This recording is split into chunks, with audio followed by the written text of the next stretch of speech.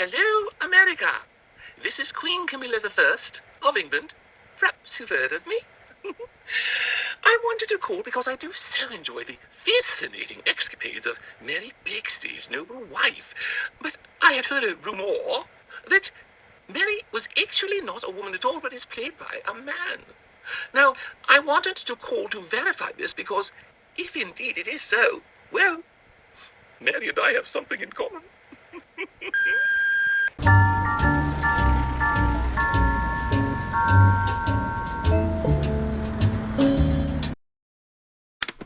And now, I would like to have one final word with veteran CBS newsman Wally Ballou. We switch you now to the other end of this studio for W.W. Ballou. This is distinguished CBS newsman Wallace Ballou reporting from the other end of the studio, from where I'm standing. Just a minute here. This is pretty ridiculous. A foreign correspondent like you reporting from only about 10 feet away. Well, they're breaking me in for CBS News, Ray. They want me to start corresponding from close in and work my way out. They promised I could make a report from Staten Island next week on CBS News. I see.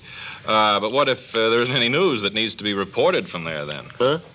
Suppose there's nothing happening. Well, I'll have to make a little then. Fellow needs practice if he's ever going to hold down the CBS News Post in, say, Paris or Bonn or something like that. Yeah. You know, those CBS News boys are tops in the business. Did they tell you to say that on the air, too? I mean, isn't that a plug for broadcasting's foremost news-gathering This organization? is Silver-Tongued CBS newsman Wallace Ballou, reminding you to hear the news first, fast from CBS News, and returning you now to the other end of the studio. Almost spilled the beans about the plug there, didn't you, buddy? Okay, Wally. That's the way. Hello, this is Webley Webster, welcoming you to Bob Elliman and Meg Williams' new educational picture, Wisdom of the Elder. We have with us a panel of distinguished scholars who are going to use their wisdom, their sapience and profundity, to give you, the listener, something to muse about, to ruminate over, if you prefer. The first guest to my right is Roland T. Droff, the Dean of Wisdom at the Gleichel School of Agriculture. Yeah, how do you do, yes? Sir, you don't have to smile particularly. This is just radio. Yes. Poetess Layla Levinster, whose current book of poems, Rhyme on My Hands, is a glut on the market. It's not a glut on the market. The note says it was just put on the market. I'm sorry. And lastly, Start Vanderluden, who used to study Sigmund Freud. No, I used to study Hans Christian Andersen. Well, I knew it was one of those foreigners. Yeah, boy. But now, panel, it's time for you to philosophize, and I should like first to look at Start Vanderluden. Who's he looking at? Do you Start know? Vanderluden. Oh, yeah, well, I believe it was Confucius who once said, water can both sustain and engulf a ship. Yeah, I think Samuel Johnson said nobody is always wrong. Even a stopped clock is right twice a day. Yes. I'll always admire William Shakespeare for saying there's small choice in rotten apples. I would like to object to a point here. I think the poet George Burns once said, water can both sustain and engulf a ship.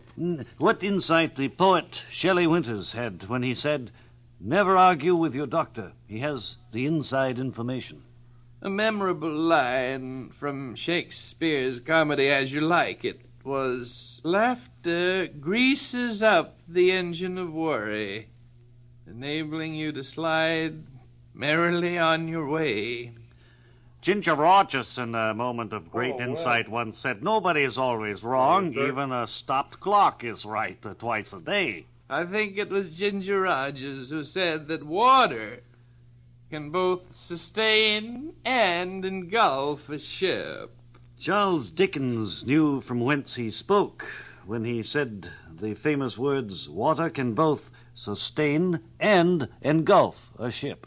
Wasn't it Kaiser Hoyt Wilhelm who said there's small choice in rotten apples? I'll always remember Rudyard Kipling's immortal words, nobody is always wrong, even a stopped clock is right twice a day. I have always tried to live by the words of J.P. Morgan when he said, put your money where your mouth is. He's a good singer, too. I think our time is about up. I wonder if I might just add one note to try to clear things up. I think that several quotations here is all confused, and I think we might have to rebroadcast this. As you know, this program, Wisdom of the Ages, is a copyrighted feature and cannot be rebroadcast without the express consent of the now defunct Continental League. Now then, this is your moderator, Webley Webster, saging in the words of Jerome Crawford Ross. Leave taking to the voice of partner. Let up a path on quietly. Thank you. Goodbye.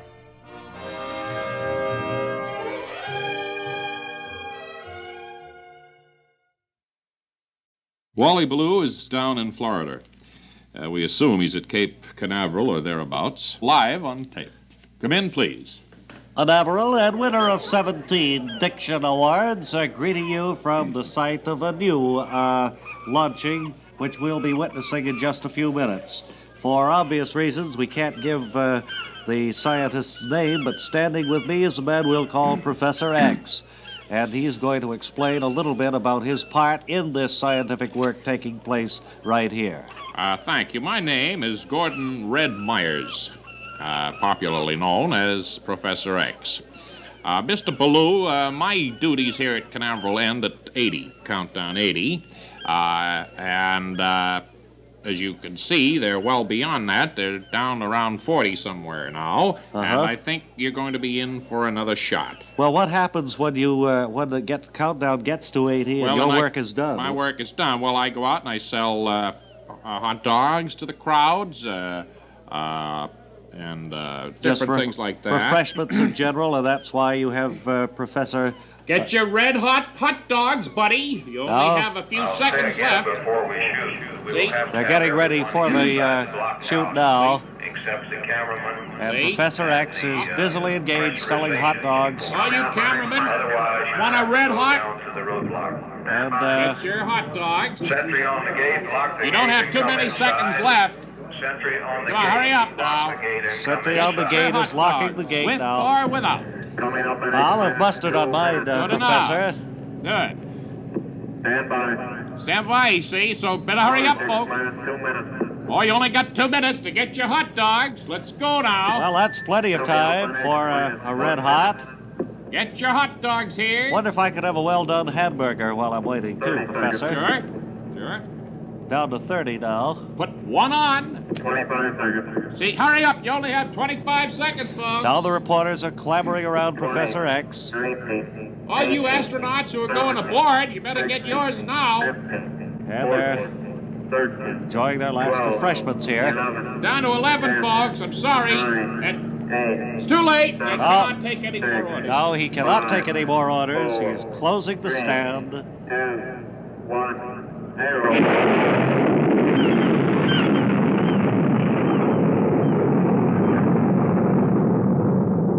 Okay, get your red hot Now dogs he's opened it up again, and this is Wally Ballou from... Watch the missile in the sky and eat a hot dog. Hey. Nice coverage, Wally.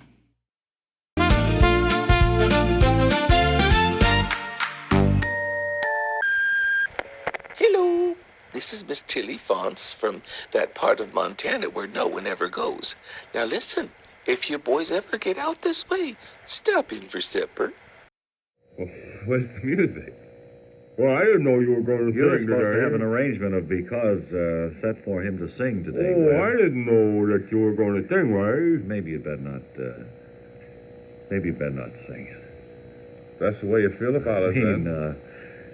Because I sing very, very nicely. I sing every bit as well as Tony Marvin sings.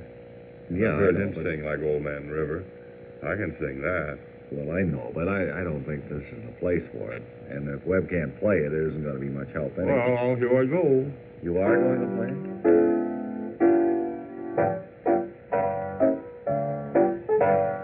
As near as you can come to it, Because. Well, that isn't because. On the good ship, Lollipop, la la la la, la la la. I forget the words of that. Shirley Temple. Is there a Shirley Temple in the house? Yeah. would you come over here, Shirley? Yeah. And certainly, I saw this audience card of yours, and we wanted to make sure we got you on the show today. Yeah? Shirley, what a wonderful career you had, and how I remember seeing those pictures when you were such a cute little girl. Well, dimples thank you. I and didn't know everything. that you knew me when I was a child. Well, only by movies. I knew you. Used to Well, go see everyone. I remember the one there with Little Miss Marker. Yeah, that was a great one. Well, I'm sorry now. I don't... Sorry about what? You have nothing to be sorry about. Well, you certainly... Well, the only... there was a nice home movie that my brother-in-law took one time. No, I mean Hollywood It was around movies. Christmas season. It was lovely. But I meant Hollywood movies. Little Miss Marker and... I Littlest saw that. Rebel, I I think I was saw that. another one? Littlest Rebel. Yeah. I think I saw that. Rebecca of Sunnybrook Farm. Yeah. Did you ever make that? No. And, must have been Jane Withers I was thinking of. Let's see, I'm here. Who else was? I don't think this is the real Shirley Temple. Who are you, sir? Jane Withers. No, I said Jane Withers. Oh, I thought Not you called Jane. me. No. Well, too much mistaken identity here. Well, I'm not the Shirley Temple. I know you're not. I realize that now. I see. And, I was going to say you changed an awful lot if it were you. Yeah. Mm-hmm. This is multiple award-winning reporter Wally Ballou on the street in behalf of Bob and Ray's campaign for a transistor radio in every home. Everyone's familiar with radio's stellar performance in crises such as floods, hurricanes, blackouts, and blizzards. And we're going to ask people here on the street if radio ever helped them in such a situation. How about you, sir? Well, every morning it helps me because it gets me up and to work on time because my boss does not tolerate lateness or tardiness. I see. It would be a crisis if you were late. You bet. I get up to nice music and the news. It Good. saves my life. My boss is very cranky, and he's warned me about it, and Okay. that's why, yeah. How about this lady over I don't here? know what I'd do without radio. Yes, sir. Fine. Right. Madam? What? Has radio ever helped you in a crisis? It surely has. Just a week ago Tuesday, it saved my life, I think. How was that? Well, I put it in a sock and hit a burglar on the head with it. Here's a burglar type over here. You look like you're on the lam, sir. What a head I've got. Imagine a lot of you around the country have noticed along the highways and byways the sign which now is becoming quite familiar to millions, the sign that is visible for miles in front of a big glassed-in store that is making its appearance around the country, the sign which reads House of Puttees. We have the gentleman who has established this overnight sensation of a business, Mr. Rick Featherton, here with us. And Rick, I just want to add my congratulations to those of so many. Thank you very much, Ray. Bob, which one are you? I can I'm never Bob. get you two guys straight in my mind. I'm Bob. You're and, Bob, huh? Yes. Tell us about your Well, House of that's Puttees. right. I started House of Puttees. Well, it all started as a hobby. I had got a pair of puttees in the Army, and they let me take them home. They became a hobby with me, and I started collecting puttees from different armies all over the world. You have one of the largest puttee collections, I've been told, of anyone. Undoubtedly. And so now I have so many puttees that I'm going to sell them and fill up all these House of Puttees around the country. Well, not only to sell your collection, but you're manufacturing them too, is that right? Not yet. I am planning to manufacture if the demand exceeds the supply. I think I read somewhere that you provide the puttee and installation service in 15 minutes. That's at all right. You your can walk in locations. here, and you walk out 15 minutes later with puttees on. Fitted. And they're fitted, and they're yours, and they're guaranteed. How long are they guaranteed for, Rick? They're guaranteed for 6 months or 12 miles, whichever comes first. I see. Well, now, you have at last count 72 House of Puttees. That's Is there right. any part of the country where these are going better than some other section? Oh, yes, they're going very good right here where we are now on the Newark Bumpton Turnpike, but not too far from Cedar Grove, New Jersey. Right here, see, we're open Sundays, too. I see. We got a lot of family trade. A lot of people come in here with the kids to get their puttees, and that's it. And, of course, your newest one is opening on Park Avenue here in New York City proper next week. That's right, but that'll be open only by appointment. You got to call Richard. Call Richard for an appointment for the Park Avenue House of Puttees. Mm-hmm. Starts a week Tuesday.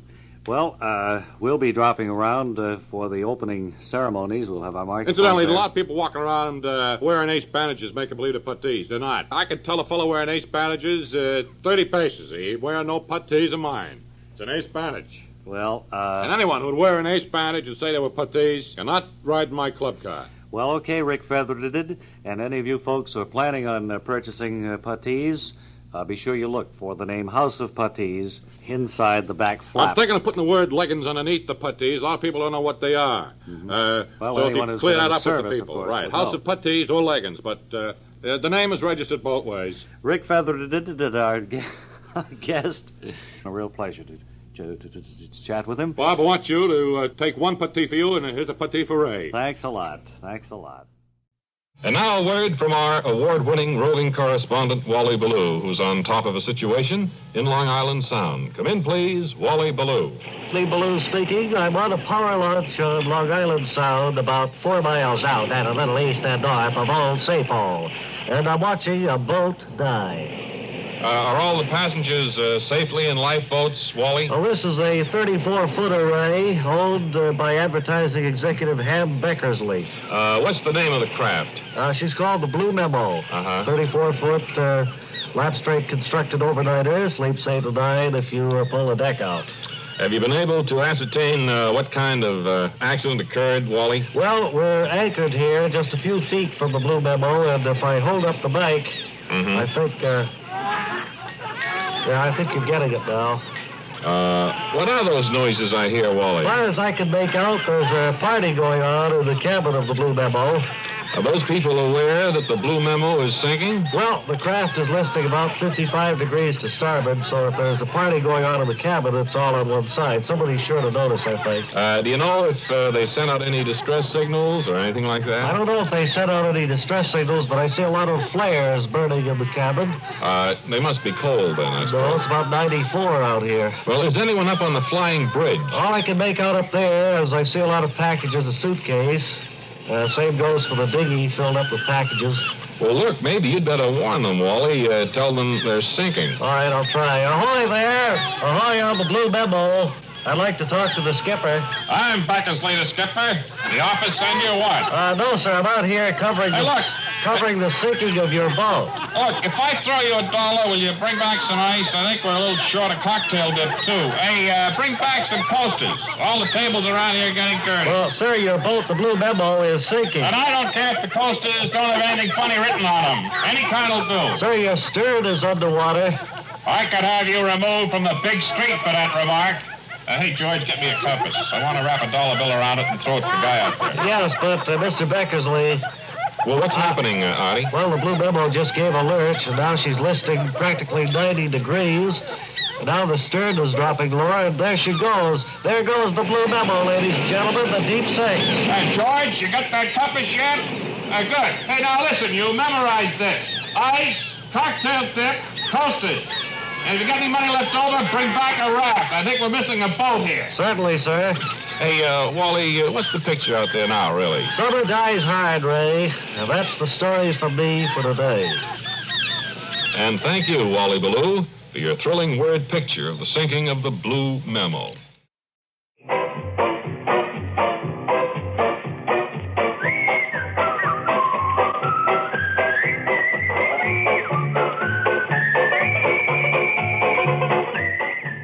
Seems like kind of an empty Friday, doesn't it, Ray, with no picnic? It always takes me a few Fridays after the early picnic to get back to normal.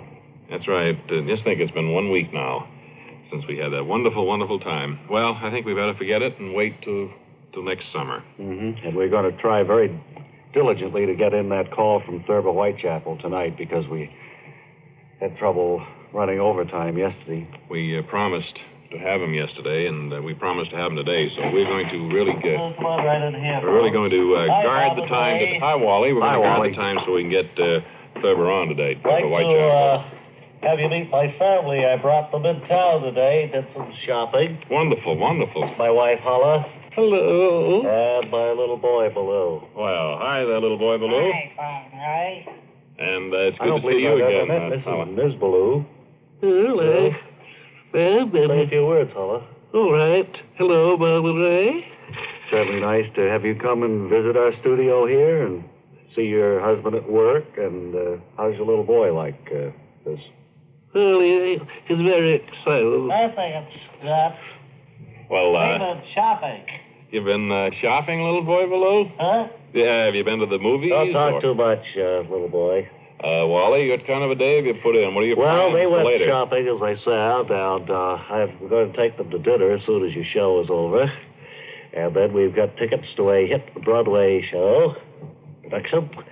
And then we're going to Wally, did you... take the train back home. Mm-hmm. It's a thing I do every year for them, don't I, Holla?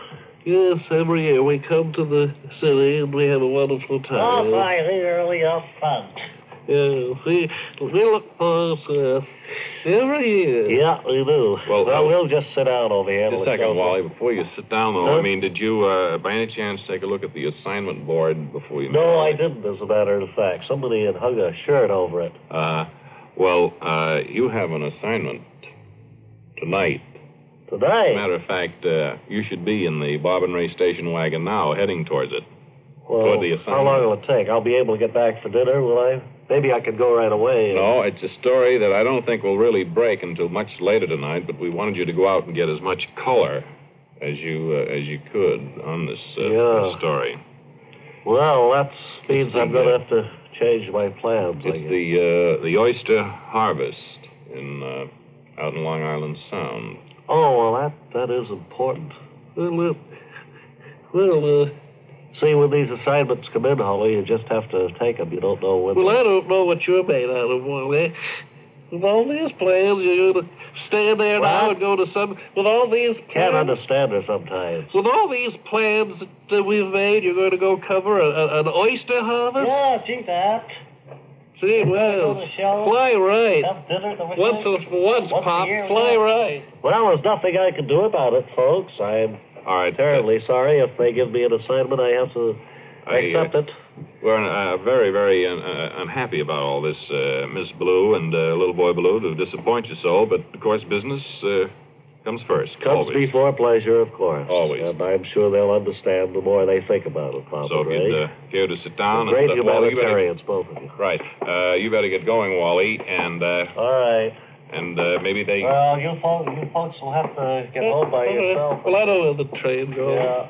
I'm leaving now. I'm going out. All right, Little boy Ballou went with him, too, huh?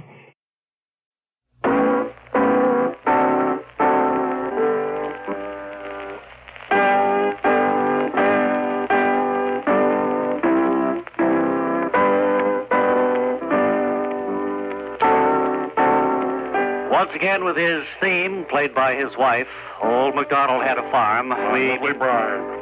His lovely bride, Ms. Armstead. We present Dean Archer Armstead of the Lackawanna, New York Field Station, our expert in agriculture. And welcome to spring. Welcome to our program, Dean, to Radio New York. Thank you very much. Okay, Ms. Armstead. All right. Want to kill it? Thank you. Dean, what's been new with you since we last talked? My goodness, it's been... well, practically years since It's been 3 years. Of course, we exchange Christmas cards still. Yes, and you do a local show up there in Lackawanna, don't you? Yes, I do, in the early morning, Bob. Farm reports and so forth. 5:15 or something of that sort. 5:50.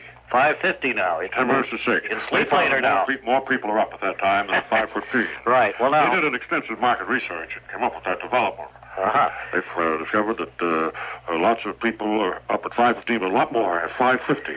Dean says a lot more people are up at 5:50, 10 minutes to 6 in the morning, than are up at 5:15. Therefore, his program in Lackawanna has been moved up to that hour. Thank you for translating him, Bob. I can't understand a word he says.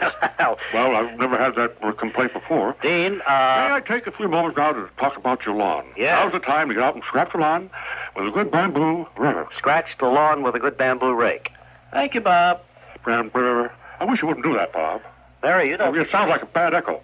I wish you'd stop interrupting, Mary. I'm trying to make sense out of what Dean... I know he makes sense, if you can understand. He knows his subject. I know but he I can't understand what he's saying. And I have a lawn. I'd like to know. I'm writing down what you translate. I'm telling you what he said. All right. Well, you said don't interrupt.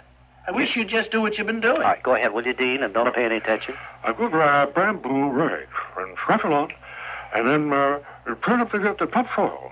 And then I would get the phone up to the tree and lime. Mm-hmm. Well, let's see you translate that, Bob. That was a mouthful he just handled there. I understood it. He said you scratch up the lawn and then throw in some seed. And lime. Isn't that what you said? Yes, and lime. And lime? That's right. I don't know, Dean.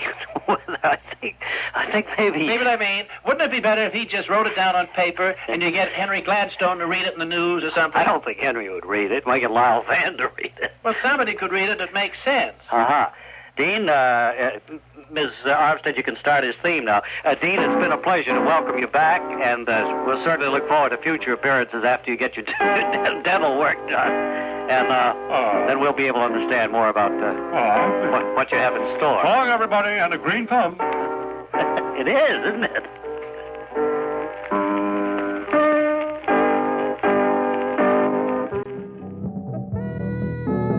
Now to Kankakee, Illinois, and Wally Ballou, who's covering a very important event in that town this day. And that, of course, is the Jump Rope Championship. So come in, Wally Ballou. Me, Ballou, here in Kankakee, where we're covering the Senior Jump Roping Championship. Maybe you can hear the spirited sound of jump ropes in action as they're operated by some of the top-flight senior champions of the country today, none of whom is under 35 years of age. That's one of the rules. They have to be over 30.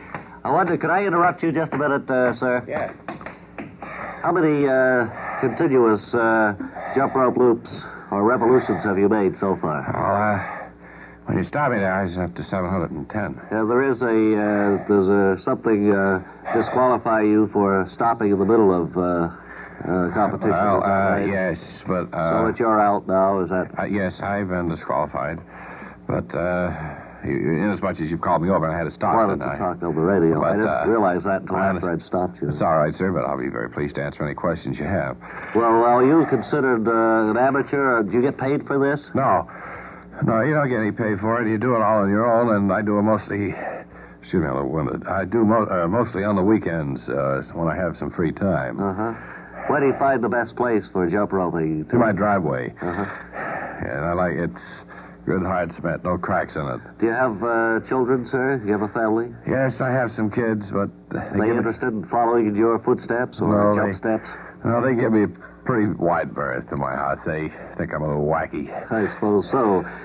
What do you plan to do if you had won this championship? Well, I was going to take the prize money and probably put it into a bigger area. See, my driveway as it is now, I just have the two paths cemented, for the tires, but I thought I could do the middle part. Then I could kind of recklessly go up and down. Then you could move around, have a little more freedom there. That's do you have right. any favorite steps that you like to do? Ginger. Huh? Ginger I like. That's where you go like 60.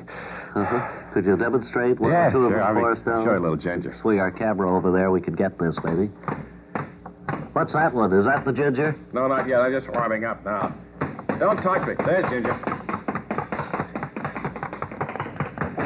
Thank you. I understand later today you're going to compete in the jump rope doubles. Is that right? That's right. A friend of mine up the street, he's in the same bank with me. We team up, and we're taking on all comers. Well, that certainly sounds like a good take. Looks like a grudge match coming up this afternoon, I know, too. and I know all the folks here in Kankakee. Will you be back to cover it? Probably will, yes. All right. So, thanks very much for now. That's all the news to report at this moment, Bob and Ray.